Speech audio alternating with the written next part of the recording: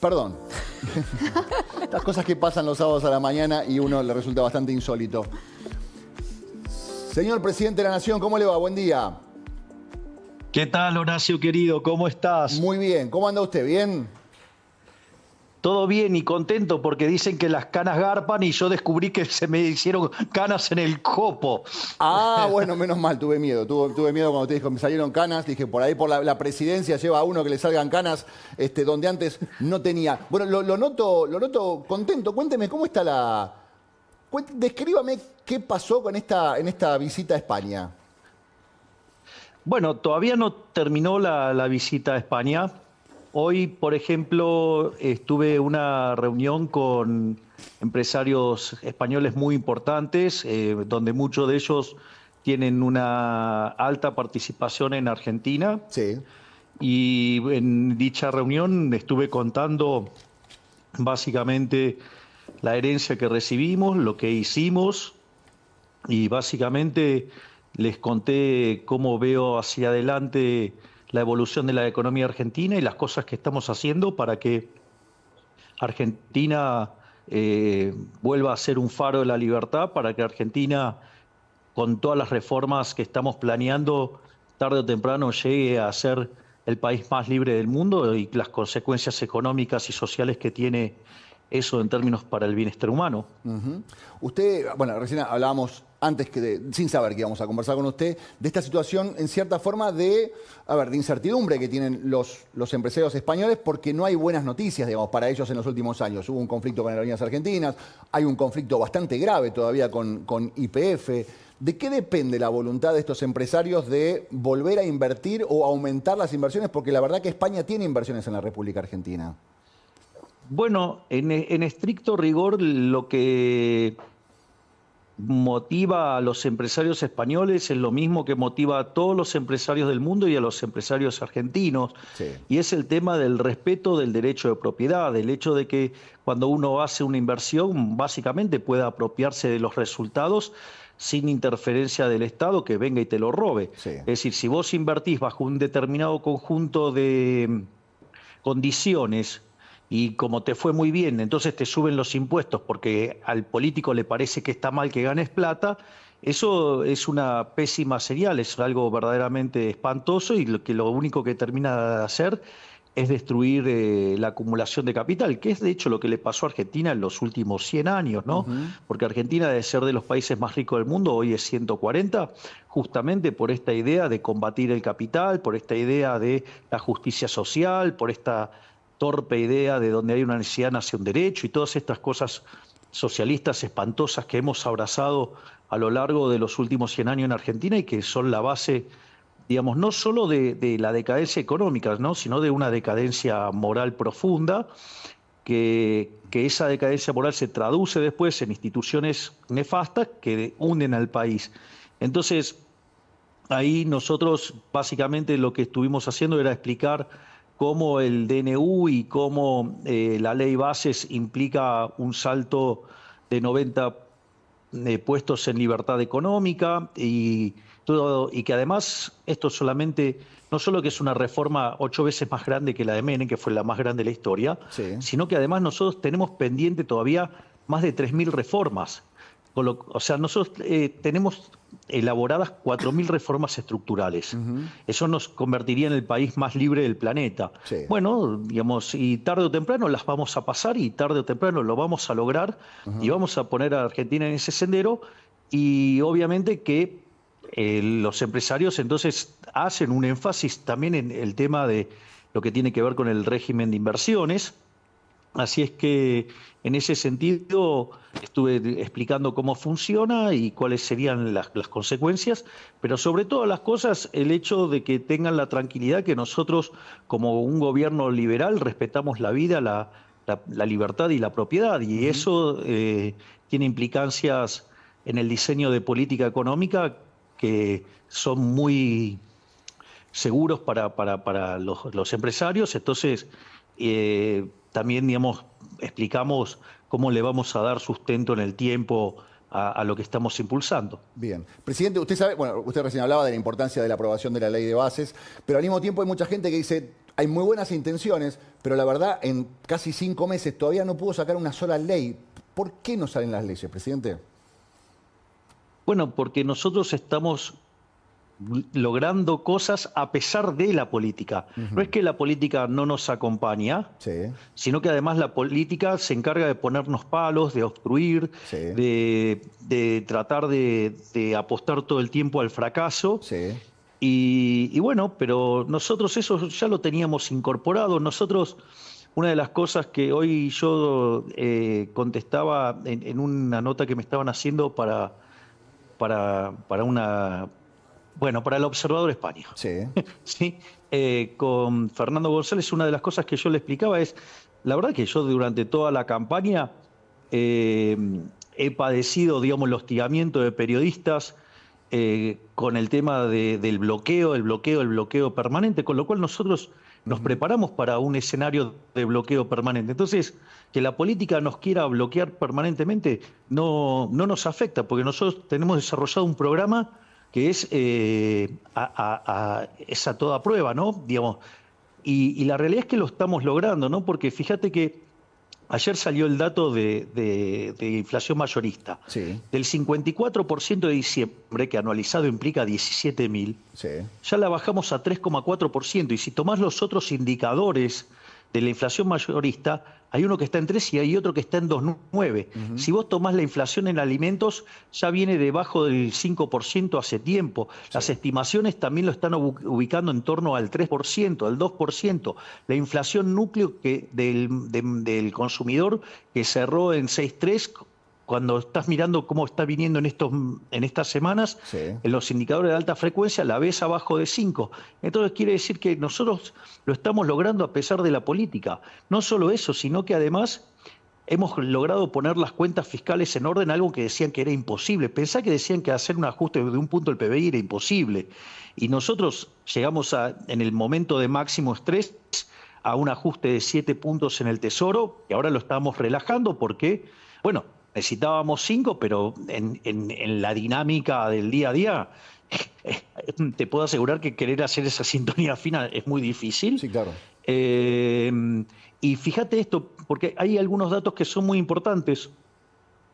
Nosotros esta semana que cerró, hubo una operación muy importante donde los pases remunerados, 1/3 de los pases remunerados, pasaron del Banco Central al Tesoro Nacional. Eso, una de las cosas que hace es frenar uno de los mecanismos de emisión monetaria endógena, es decir, que tiene que ver con los pases, que son que antes eran las LELIQs. Y además también hemos avanzado en limpiar el tema de dividendos, digamos, ya hemos limpiado 1/3 de eso, y estamos también avanzando en trabajar con los bancos en resolver un problema que tiene que ver con unos instrumentos que se llama puts, y entonces quiere decir que estamos frenando todos los grifos de emisión, por lo tanto estamos cada vez más cerca de abrir el cepo, y además cuando vos mirás los indicadores de actividad es cierto que empiezan a llegar datos, como diría el profe de Pablo, de la prehistoria económica, porque son datos del primer trimestre, pero cuando vos empieces a ver los datos ya, digamos, propios de marzo a abril, yo te diría que los números empiezan a mostrar que se tocó un piso y que estamos recuperando. Entonces hay que tener calma, que nos gustaría que las cosas salgan más rápido, sí, pero lo que sucede es que como nosotros hemos optado por hacer siempre soluciones de mercado, entonces eso hace que demande más tiempo. Por ejemplo, empezar con la limpieza del Banco Central como la que hicimos esta semana. Vos no lo podías hacer hasta que no tuvieras un mercado de deuda del Tesoro en pesos afianzado. Y eso recién lo hemos logrado hace muy poco. ¿Por qué? Porque después de 4 meses seguidos de superávit financiero nos permitió tener un, digamos, mercado de pesos para, digamos, para esos títulos. También nos permitió que el riesgo país de 2.900 caiga a 1.200. Entonces, todo ese conjunto de elementos, al hacerlo vía mercado, requiere que sea voluntario, que la gente esté dispuesta a tomar esos instrumentos, y eso hace que demande más tiempo, pero son soluciones que son sólidas. Bien. Que eso es lo más importante. Bien. Presidente, le quiero hacer una consulta hace poco publicó el expresidente de la Nación, Alberto Fernández, una crítica hacia usted diciendo, ustedes en el gobierno ahora están celebrando el número de inflación que nosotros teníamos antes de que lleguen esto. Digamos, ¿qué están festejando? ¿Qué están celebrando? Bueno, la verdad que el expresidente hace algunos comentarios que son bastante risueños. Pero bueno, eso demuestra su ignorancia en economía y por eso el desastre que dejó. Yo lo que diría es, uno tendría que estar mirando las cuestiones en dinámica. Él, digamos, de manera deshonesta intelectualmente, toma los datos de nuestro inicio con los datos de su inicio, Sí. cuando en realidad, si él dejó la inflación en un sendero creciente, está tomando su mejor número contra, digamos, donde además nosotros heredamos su peor número. Claro. Pero yo dejaría algunas cosas en claro, a ver, digamos, de la maravilla que dejó. Dejó reservas internacionales netas negativas por 12.000 millones de dólares. Sí. Nosotros, en lo que va de nuestro gobierno, ya compramos 16.000 millones de dólares. Sí. Entre otras cosas, dejó un déficit financiero de más de 5 puntos del PBI. Sí. Hoy ese número es positivo en casi medio punto del PBI. Uh-huh. Entre otras cosas que nos dejó vencimientos por deuda en pesos por el equivalente a 90.000 millones de dólares. Nos dejó, entre otras cosas, la CIRA, digamos, esas deudas del comercio exterior, de las Sí. importaciones, por 50.000 millones de dólares. Sí. Dejó dividendos atrapados, todas cosas que nosotros estamos arreglando de los desastres que él dejó. No solo eso, sino que en el balance del Banco Central, todos los instrumentos que eran las LELIQs, que eran a 30, 60, 90, 120 y 180 días, las pasaron a un día y se podría haber cuadruplicado la base monetaria en un solo día y generar un desastre hiperinflacionario. Uh-huh. Nos dejó un desequilibrio monetario peor que la previa del Rodrigazo del 75. Nos dejó una quiebra del Banco Central similar, digamos, a la que dejó a Alfonsín previo a la hiperinflación, e indicadores sociales peores que los del 2001. Por lo tanto, después de semejante desastre, la verdad que es casi una caricatura, digamos. Debería, por respeto a los argentinos, guardar un silencio respetuoso, uh-huh, para aquellos que estamos tratando de arreglar el desastre nefasto que hizo. Es más, se me pasaba el pequeño detalle que se fumaron del Banco Central el equivalente de 45.000 millones de dólares. ¿Cómo es eso? Porque salió en algunos medios que por manejos de la economía prácticamente se habían fumado 45.000 millones de dólares. ¿Me lo puede explicar más o menos para que lo entendamos un sábado a la mañana sin entrar en cosas demasiado económicas? ¿Por qué se llega a esa conclusión? Porque básicamente lo que hacía el gobierno nacional le colocaba deuda al Banco Central y se llevaba los dólares, por el equivalente a 45.000 millones de dólares. Eso lo hicieron con instrumentos, digamos, a lo largo de los últimos 4 años. Exactamente. Por eso nosotros encontramos un Banco Central quebrado. La contracara de un Banco Central quebrado es una hiperinflación. Claro. Y si usted se fija, nosotros... hay un trabajo que hizo una consultora que se llama Quantum y muestra cómo nosotros logramos ya recomponer 25.000 millones de dólares del patrimonio neto del Banco Central. Uh-huh. Por eso estamos siendo tan exitosos en la baja de la inflación. Sí. O le paso otro dato. Mire, el gobierno anterior emitió por el equivalente, por 28% del PBI, sí, emitió dinero para financiar al fisco. Pero de esos 28, 13 puntos del PBI lo emitió durante el último año, con una base monetaria de 2,6%, algo así aproximado, 2,6, 2,5. Sí. Es decir, que nos dejaron una emisión 5 veces la base monetaria. Eso es la base también de una hiper.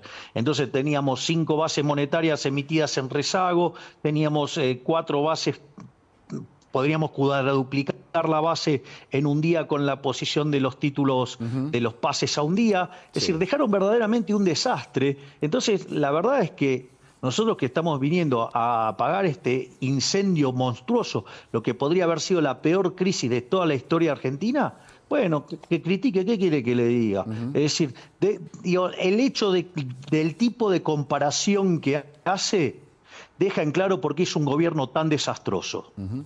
Presidente, no habló de el tema de las organizaciones sociales y el uso que se le dio a los planes y todas estas cuestiones que está descubriendo la ministra Petovelo, a la que usted dijo la última vez que charlamos, hace más o menos un mes, que estaba firme como rulo de estatua. ¿Qué me puede contar con respecto a lo que Y la pregunta es, ¿me equivoqué con decir que Petovelo estaba más firme que rulo de estatua? Parece que no. Cuénteme. Y la verdad que ha encontrado un montón de desastre. Es decir, digo, lo que está haciendo ha hecho y está haciendo la ministra Petovelo es maravilloso. Sí. Le acaba de sacar la careta al peronismo.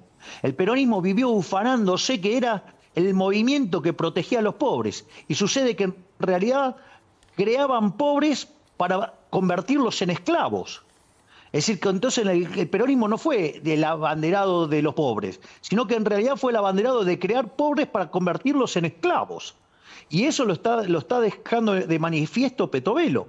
Es decir, y además también muestra lo hipócrita, falsa y mentirosa que es la izquierda, que la juega de opositor y terminaban siendo socios en estos negocios. Es fuerte lo que está contando. Usted va a ir hasta las últimas consecuencias con respecto a, digamos, lo que tiene que ver con el Estado, porque la justicia está actuando, los tres poderes deben ser independientes. Le hago una pregunta. Dígame. ¿Con quién está hablando usted? Estoy hablando con el presidente de la Nación. ¿Cómo me llamo? Javier Milei. Ok, ¿y usted conoce que yo no haya ido a fondo con algo? Hasta ahora va más a ver, el Fondo Monetario Internacional, usted está diciendo que está demasiado a fondo yendo con las cosas, que debería aflojar un poquito. ¿Y por qué voy a cambiar si, digamos, la fórmula está funcionando exitosamente? Digamos, mi característica es ir en todo al hueso. Voy a seguir yendo al hueso. Le hago una pregunta. En esto les voy a romper los huesos. Usted le va a romper a los huesos a los corruptos, metafóricamente hablando. No tengan... Y sí, obvio. Sea la corrupción que sea, porque estamos hablando de los comederos, pero estamos hablando también de que hay un montón de corrupción dando vueltas y hay muchas investigaciones. La que fuera. La que fuera, usted va a ir a fondo. La que fuera. Lo que pasa es que ahí hay que aclararle algo a la gente. Sí. Que entiendan que vivimos en una república y hay independencia de poderes. O sea, el Poder Judicial es independiente del Legislativo y es independiente del Ejecutivo. Sí. Entonces nosotros vamos a mandar todo lo, digamos, la ministra Petovelo no se cansa de denunciar y no se va a cansar porque la conozco hace muchos años. Yo le digo, además soy amigo de la señora Petovelo. Sí. Con lo cual, yo sé que no se va a cansar. Porque aparte, le voy a decir algo, le gusta dejar en evidencia a estos chorros, le encanta. O sea, es casi como, digamos, está en su ADN desenmascarar a estos delincuentes. Con lo cual, si hay alguien que cree que se va a calmar, ya le aseguro que no. Es más, yo he contado sistemáticamente que ella tiene una unidad que la llama Brigada Anticorrupción. Sí. Y las va mandando a las distintas oficinas y ahí encuentra los pufos y son las cosas estas que están saliendo al aire. Bien. Presidente, le voy a hacer un ping-pong porque tengo dos pausas. Yo no pensé que iba a charlar con usted y tampoco lo quiero hacer esperar en el corte y me imagino que tiene un montón de cosas para hacer. Le quiero hacer unas cosas muy puntuales. Si le pido brevedad, perdone que se lo pida de esta manera, pero así le puedo preguntar varias cosas. Durante las últimas semanas... Sí. Bueno, usted es el presidente de la Nación, haga lo que quiera. Escúcheme una cosa. No, tampoco crea que pueda hacer todo lo que quiera. Me imagino. Punto número uno. ¿Tuvo un exceso de demasiada confianza en la política al poner la fecha del 25 de mayo como esta convocatoria de vamos para adelante? ¿Esperó más de la política de lo que la política le está dando? A ver, a mí, si usted repasa mi discurso del 1 de marzo...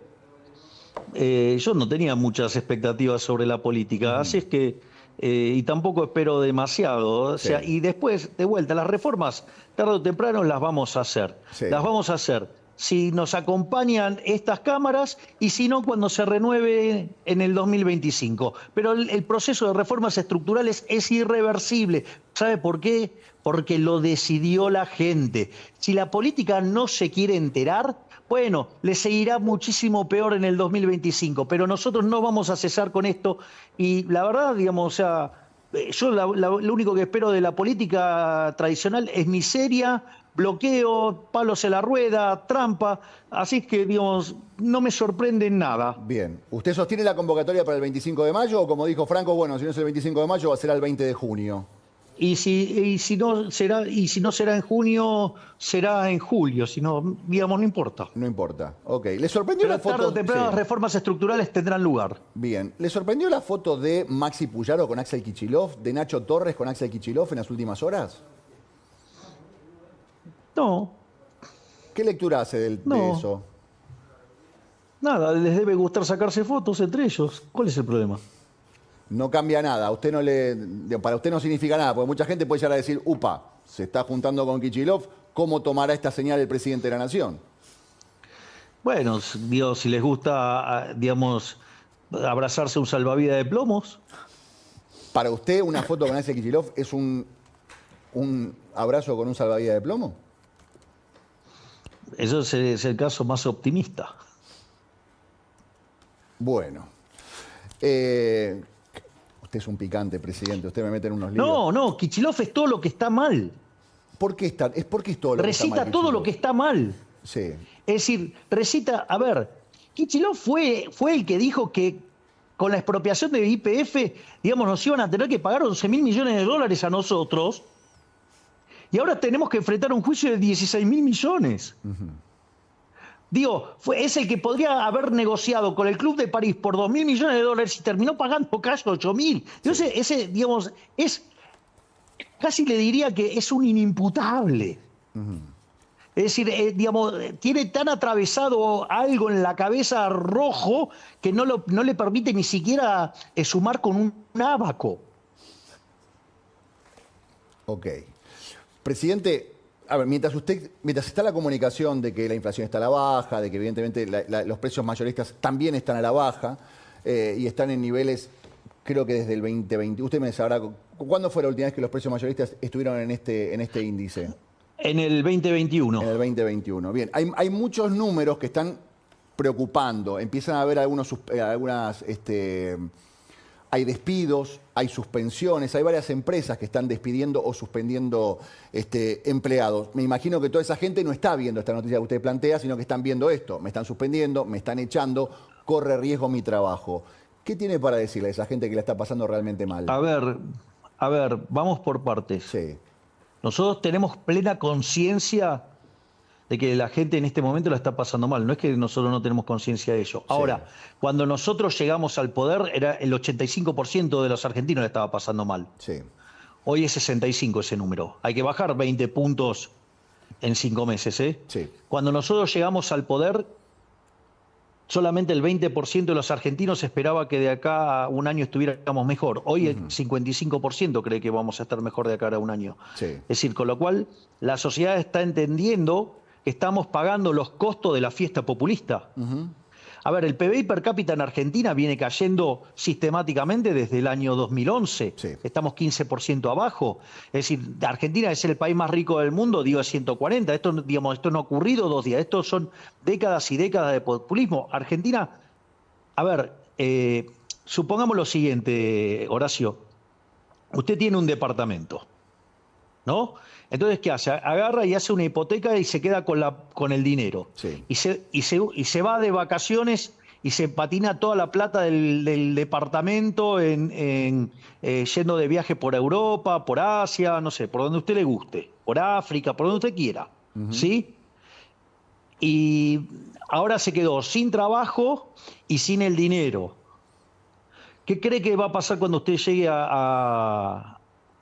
de vuelta a Buenos Aires?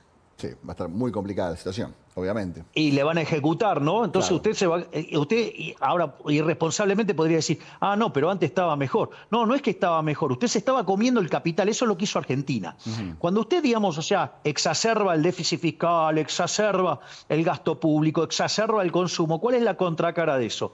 Que usted destruye el ahorro. Al destruir el ahorro, destruye la inversión. Cuando usted destruye la inversión, la acumulación de capital se reduce. Entonces el capital por habitante se reduce y el producto per cápita se reduce. Mire, es tan salvaje lo que hizo el kirchnerismo, porque, digo, es más, tengo miedo de insultar a los animales, digamos, poniendo las categorías propias que les merecen.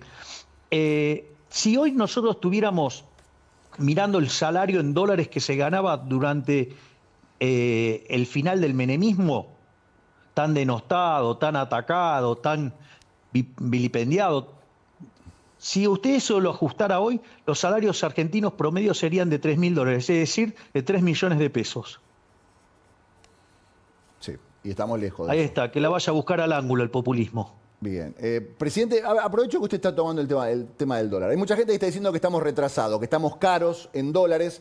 Hay gente que dice hay que devaluar. Tengo entendido que usted está pensando en bajar impuestos para no devaluar, para ser competitivo de otra manera. ¿Va por ese lado la cosa? Lo vi el otro día citando un tuit de Diego Valenzuela con respecto a no cobrar impuestos.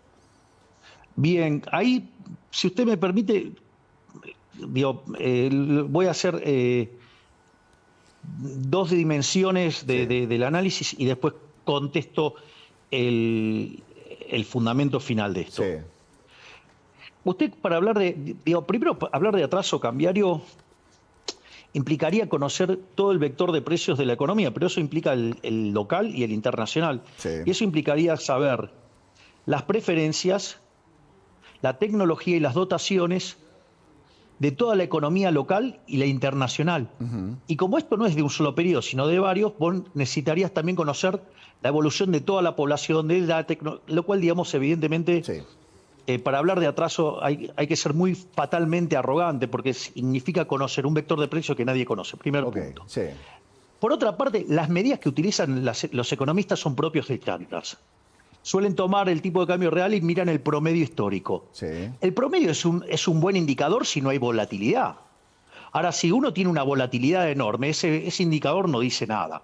Entonces, en las malas épocas, la moneda está súper depreciada, no sé, en la hiperinflación de Alfonsín, en la salida de la convertibilidad, o en los periodos exitosos, llámese la convertibilidad, usted tiene un tipo de cambio una moneda mucho más apreciada. Sí. Con lo cual, tomar los promedios no sirve para nada.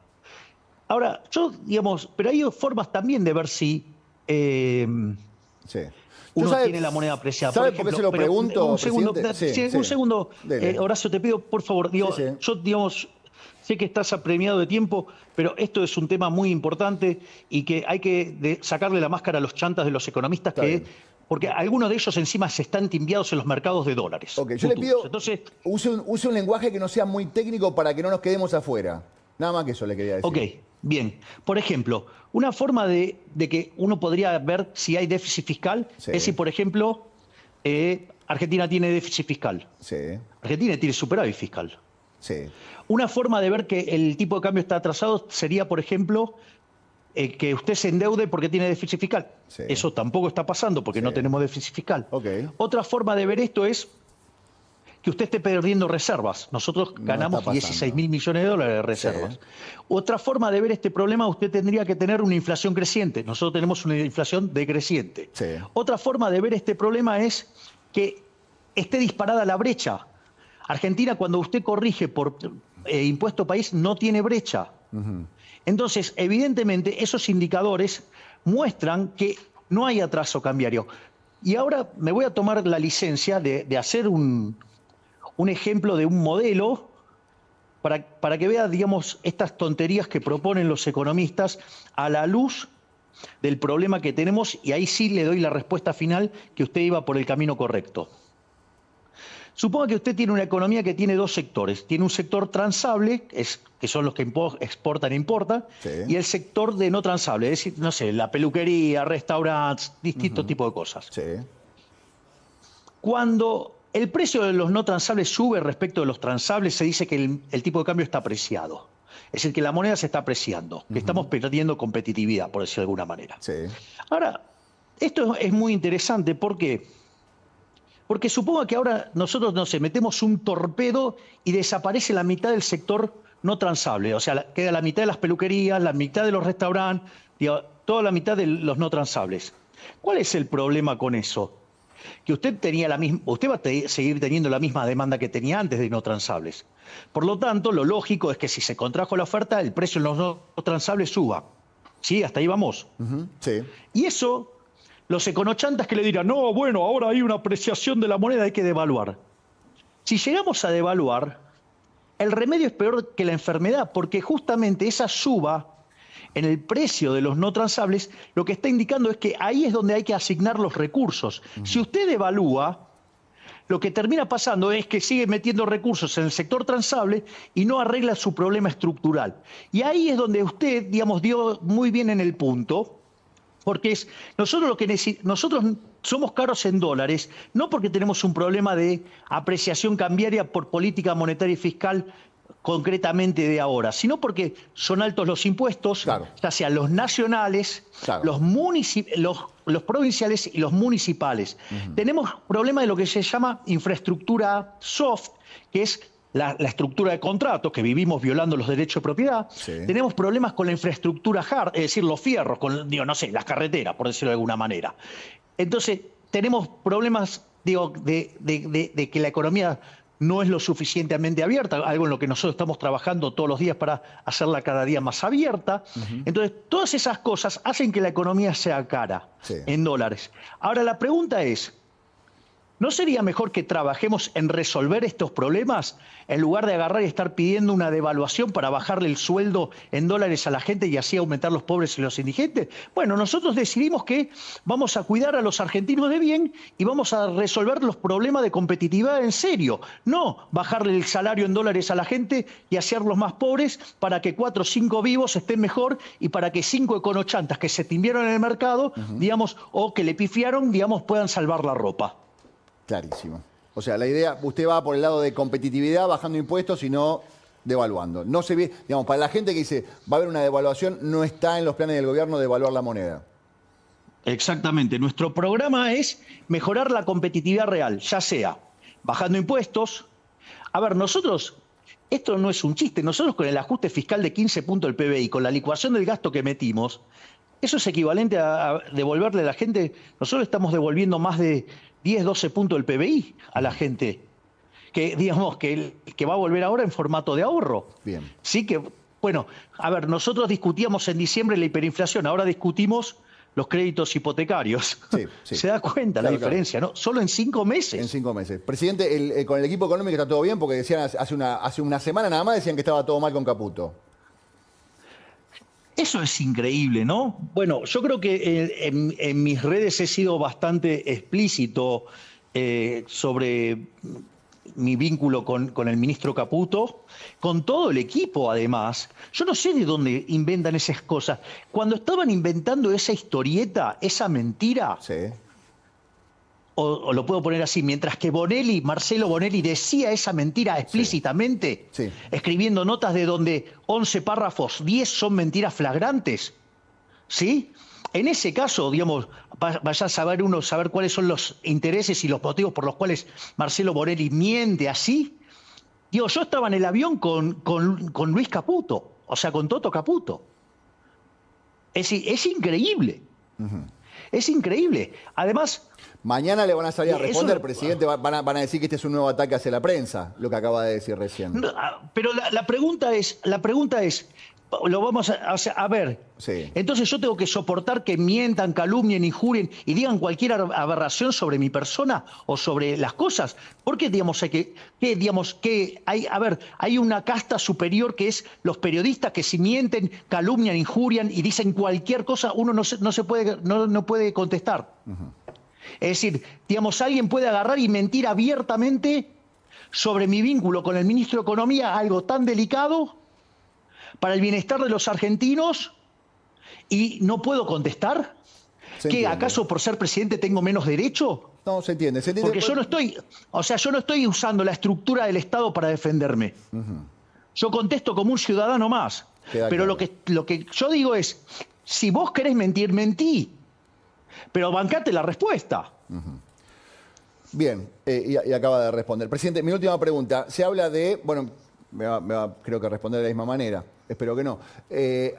¿Hay cambios en el gabinete? ¿Está conforme con el rendimiento del gabinete? Por el momento, digamos, no veo... a ver, los resultados se están acompañando. Sí. Mientras que los resultados se acompañen.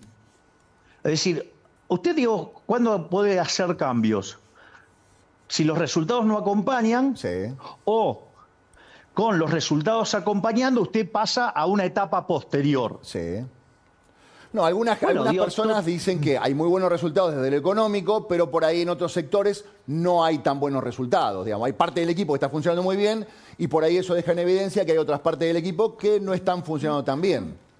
Pero Horacio, hace 2 semanas decían que la estaba por sacar a Petovelo. Sí. Y hoy todo el mundo ya, digamos, entendió que el trabajo de Petovelo es fenomenal. ¿Pero por qué la operaban a Petovelo? Porque estaba sacando todos estos curros a la luz. Entonces, había que decir que había que tratar de desmerilarla, de socavarla, de romperla, porque justamente es la que está terminando con todos los curros, con toda la corrupción. Bien, se entiende. Presidente, me tengo que ir a la pausa. ¿Va a reunirse, sigue de viaje, va a estar reuniéndose con Mark Zuckerberg? ¿Es verdad esto? ¿Está confirmado? Sí, nosotros estamos viajando. ¿Para qué le pregunto al jefe? Cari, ¿cuándo viajamos a San Francisco? 27 de mayo salimos para San Francisco y vamos a tener reuniones con todos los popes de temas tecnológicos, entre ellos Zuckerberg. Perfecto, muy bien. Bueno, presidente, le agradezco mucho su tiempo, buen viaje y pórtese bien en España, no haga lío. Yo siempre me porto bien. Ponele. Bueno, dale. Gracias, presidente. Abrazo le agradezco grande. mucho su tiempo. Gracias, Horacio. Muchas gracias. Abrazo. Chao. Es una locura todo esto. Es una locura. Qué maravilloso todo.